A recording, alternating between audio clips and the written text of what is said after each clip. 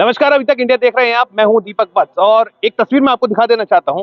तमाम ये सरकारी दीवारों पर आपको अक्सर दिखाई दे जाएगा कि बेटी बचाओ और बेटी पढ़ाओ। लेकिन आज की स्थिति अगर मैं आपको दिखाऊं तो ये बेटियां बैठी हैं, पढ़ने के लिए जिद कर रही हैं, लेकिन सरकार अब शायद इनको पढ़ने का वो मौका भी छीनना चाहती है।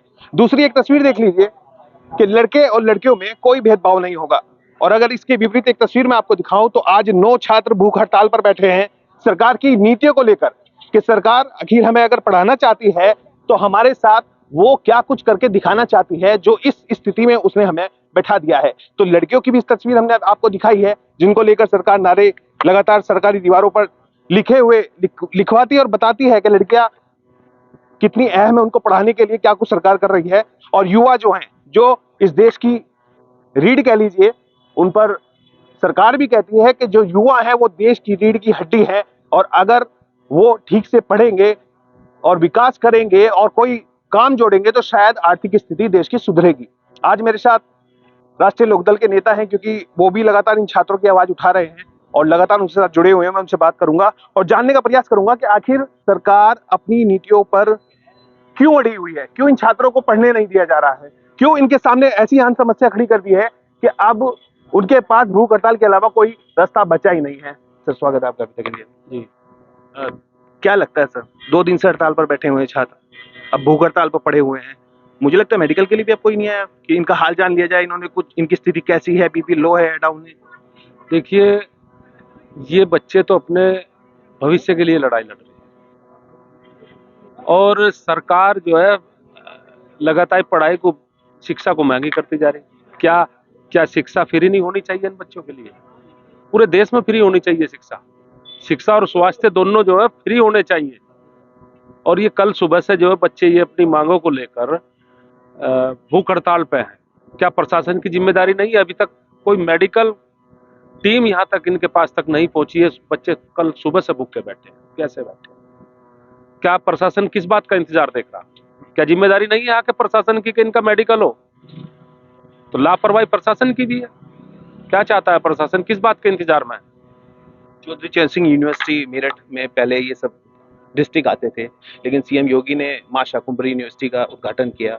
उसके बाद से लगातार छात्रों को कि कुछ अच्छा, जो शायद वहां पर दिक्कत परेशानियां उनको झेलनी पड़ती थी, किसी भी कागज को बनवाने के लिए वहां पर दिक्कतें आती थी, तो शायद यहाँ पर नहीं झेलनी पड़ेंगी। लेकिन मुझे लग रहा है कि यहाँ तो समस्या उससे भी ज्यादा भड़के हो गई है। देखिए, हम यही सोचा था कि अब ये सहारनपुर हुआ तो मगर कोई बात नहीं, जो बच्चों का और जल्दी आराम से जो अपने पढ़ाई के कार्य होने लगेंगे। लेकिन ये तो मेरठ से भी रिजल्ट खराब आ गया भाई। मेरठ में ही बच्चे भाग दौड़ करके अपना काम करा लेते और यहाँ तो बिल्कुल भी नहीं हो रहा। तो ये तो मुझे नहीं लग रहा कि जो बच्चे के भविष्य के साथ खिलवाड़ है। आगामी चुनाव पर इसका असर पड़ेगा, क्योंकि सभी बच्चे जो है 18 साल से बड़े हैं। देखिए, निश्चित इसका फर्क पड़ेगा। और ये किसी एक जाति और एक छात्र हैं, ये सभी जातियों के हैं, तो निश्चित ये छात्र तो वोट नहीं देंगे जो इस तरह से, जो इस सरकार का विरोध करेंगे।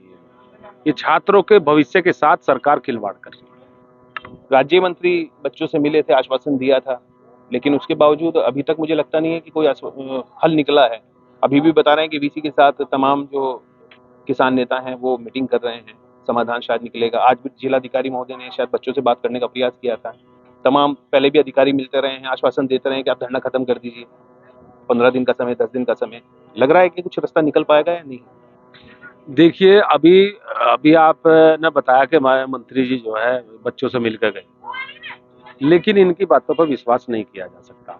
अधिकारी लोग यहाँ कल भी आए थे, कल भी इन बच्चों से अधिकारियों ने बात की और आश्वस्त किया कि हम जो है यूनिवर्सिटी भी बात करेंगे। लेकिन कल सर अब तक जो है कोई समाधान नहीं हुआ, तो कैसे विश्वास करेंगे? हम तो चाहते हैं कि बच्चों का समाधान हो जाए। बच्चे भी चाहते हैं कि जो हमारी मांगे हैं वे मान ली जाए, क्योंकि भाई अपना पढ़ाई लिखाई पर ध्यान देंगे।